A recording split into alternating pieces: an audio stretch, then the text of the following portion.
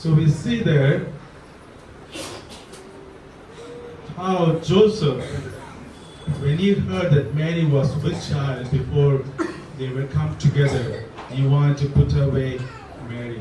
మనం ఇక్కడ ఏం గమనిస్తున్నామంటే యోసేపు మరియ గర్భం ధరించిందని అనే మాట తెలియగానే ఆయన ఆవిడ్ని విడిచి వెళ్ళాలి అనే ఆలోచన కలిగి ఉంటున్నాడు.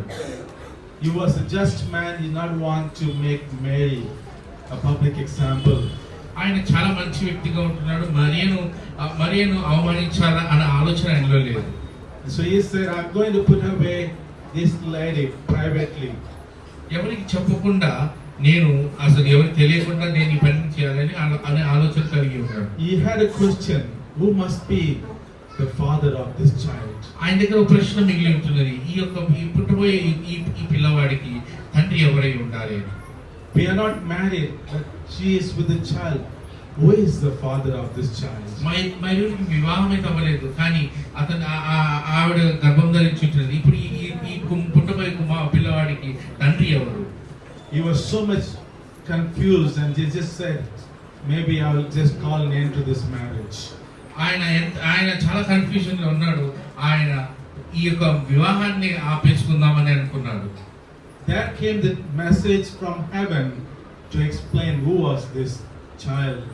అప్పుడు ఆ దేవదూతలు పరలోకం నుండి వచ్చి ఈ యొక్క వార్తను ఆయన తెలియపరిచారు. What's the first message about this child? ఈ పుట్టబోయే కుమారుడు గురించిన మొట్టమొదటి వార్త ఏంటి? We read in verse 20 the first message, that is, this is the preeminent child.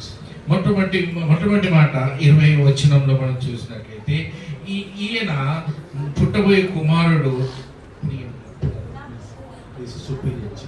ఈయన అందరికంటే శ్రేష్ఠుడు, అందరికంటే గొప్పవాడని మాట మనం చూస్తున్నాం. Because he said he is not conceived of a human being, it is conceived of the Holy Spirit. అందరికంటే ఎందుకు శ్రేష్ఠుడు అంటే ఈయన మానవుల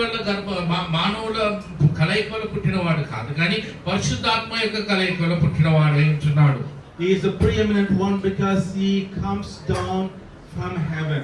ఆయన ఎందుకు శ్రేష్ఠుడై ఉంటున్నాడంటే ఆయన పరలోకం నుంచి దిగి వచ్చిన వాడై ఉంటున్నాడు కాబట్టి. Because he is not an ordinary child, he is the divine child that is sent by God from heaven itself. ఆయన సాధారణమైన కుమారుడు, సాధారణమైన పిల్లవాడైతే కాదు, కానీ పరలోకం నుండి యేసు ప్రభు దేవుడు పంపించిన కుమారుడై ఉంటున్నాడు. You know, the similar message we see how God spoke to Mary in a similar tone. ఇదే విధంగా మరియతో కూడా యేసు దేవుడు మాట్లాడడం మనం చూస్తుంటున్నాం. Look at Luke chapter 1 verse 32 and 33. లూకా రాసిన సువార్త 1వ అధ్యాయము 33 నుంచి 35 వచనాల వరకు మనం చూసినట్లయితే, where he says how he is the son of the highest. అక్కడ ఆయన ఏ విధంగా లూకా రాసిన సువార్త 1వ అధ్యాయం 33 చదవండి. ఆయన యాకోబు వంశస్థులను యుగయుగములు ఏలును, ఆయన రాజ్యము అంతము లేనిదై ఉండునని ఆమెతో చెప్పెను. అందుకు మరియా, నేను పురుషుని ఎరుగున